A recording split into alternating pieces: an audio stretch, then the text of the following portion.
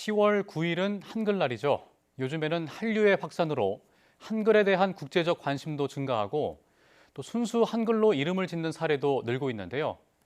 이번 시간에는 한글 성명학회 예지연 회장과 함께 한글 이름의 우수성에 대해서 살펴보겠습니다. 어서 오십시오. 다음 주면 한글날인데 우리 한글의 과학적 우수성에 대해서 먼저 정리를 한번 해주시죠. 네. 예. 첫째는 이 한글의 자음은요, 목화토금수의 오행으로 이루어진 이 발음기관의 입모양을 본떠서 만든 세계 유일무이한 소리 글자예요. 그래서 어떤 소리든 간에요, 하다못해 으태워도 이 문자 표기가 가능해요. 그리고 둘째는 천지인, 이 원리의 모음입니다. 그리고 셋째는요, 체계적인 조합 구조로 이루어진 문자고요. 넷째는 표음 문자인 소리 글자로서의 장점입니다. 다섯째는요, 디지털 환경에 최적화된 문자라 현대적 가치를 지니고 있습니다. 이러한 과학적인 우수성을 갖고 있는 우리 한글에 한 가지를 더 추가한다면요, 전 세계에 하나밖에 없는 소리 글자가 한글입니다.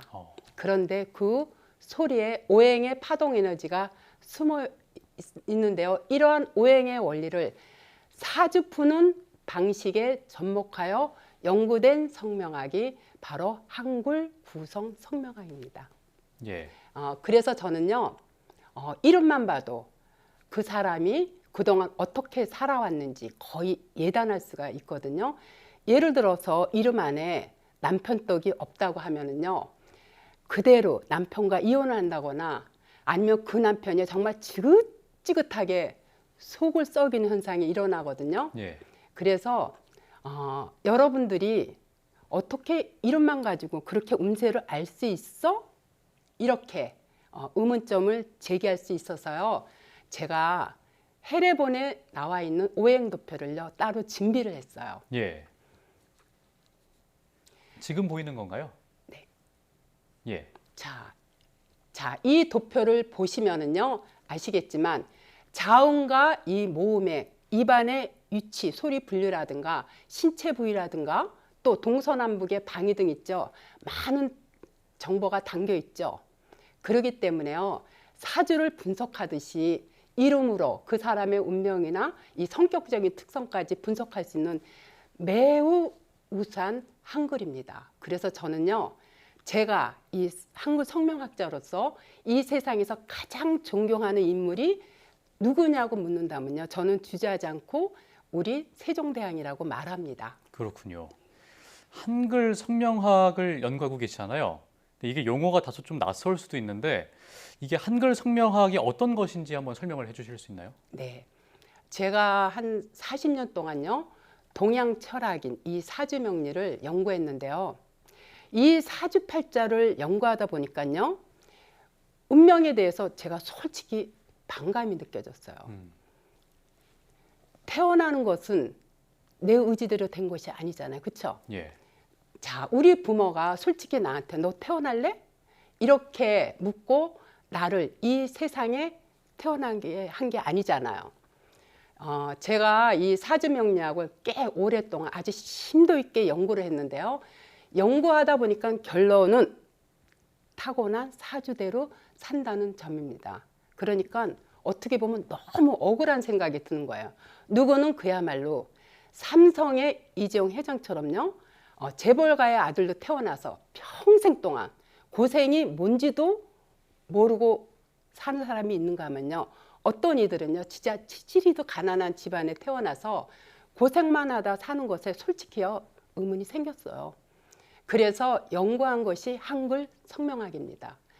이 타고난 사주팔자야 신의 영역이기 때문에 우리가 바꿀 수가 없어요. 그렇다면 이름을 통해 얼마든지 운을 개원해 줄 수 있지 않을까 고민하다 연구한 것이 바로 한글 성명학입니다. 예. 그래서 또 여러 가지 또 연구들을 많이 하고 계시는 것 같은데. 네. 예. 그래서 제가 이름을 줄여 이 옷의 비유를 많이 해요. 예. 나라는 사람이 일단 태어나면요, 운명을 바꿀 수는 없지만요. 다시 말해 내가 가난한 사주로 태어났다고 하면은요. 그대로 평생을 부지런히 노력하고 산다 해도요. 궁핍하게 살아갈 수밖에 없어요. 그러니까 늘 남루한 옷을 입고 살 수밖에 없는데 그러면 그대로 사람들이 나를 어떻게 봐요? 그냥 가난한 사람으로 취급을 해요. 그렇지만요. 내가 옷이라도 이 명품 옷을 입고 있으면요. 남들이 나를 가난한 사람으로 볼까요? 이게 바로 이름입니다. 태어난 내 사주에 그야말로 이름이라도 좋게 지으면 남들이 나를 거지 취급하지 않는다는 사실입니다. 그렇다고요. 좋은 이름을 갖는다고 거지 사주가 부자가 될 수 있을까요? 아닙니다. 그렇지만 비록 거지 사주라도요.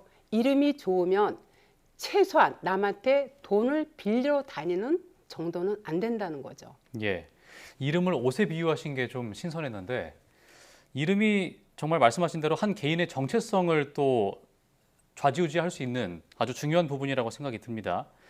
그래서 이름이 단순한 호칭이 아니라 삶을 움직이는 파동의 언어다 이런 말씀을 하신 적이 있는데 파동의 언어라는 게 정확하게 어떤 뜻인가요? 제가 파동의 언어라고 말한 것은요. 소리에는요. 파동의 에너지가 있어요. 즉 사람마다 저 사람은 망할 거야.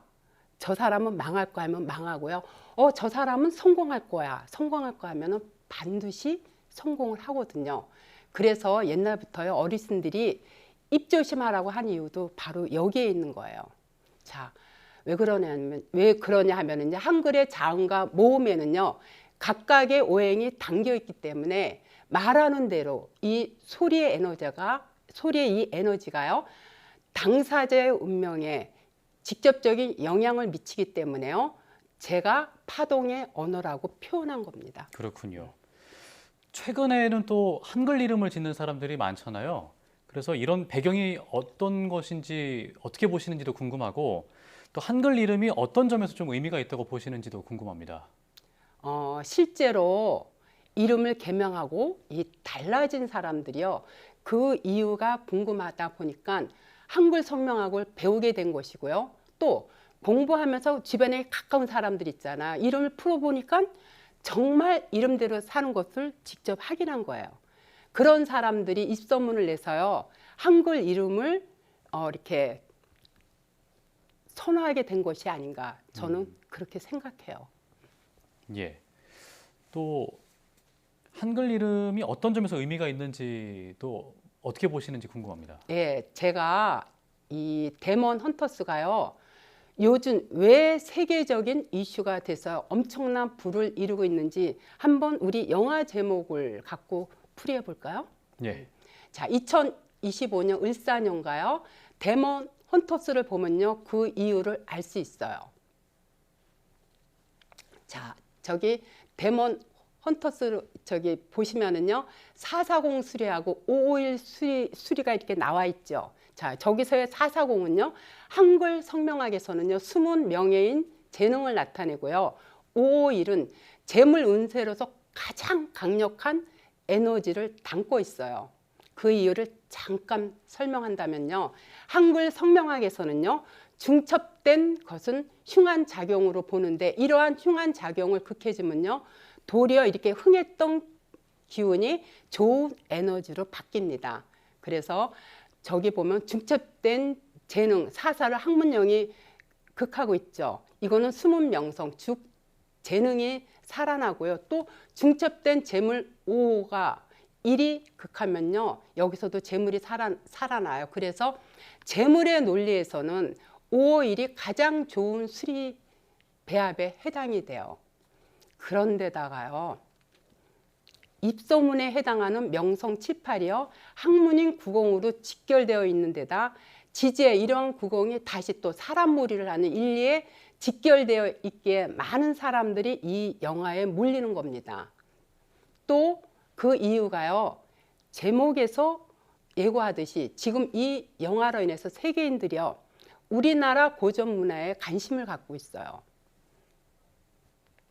헌터에 보면요. 예. 자, 천간에 명성을 나타내는 칠팔이, 조상이나 부모를 나타내는 구공을 생해주고 있고요.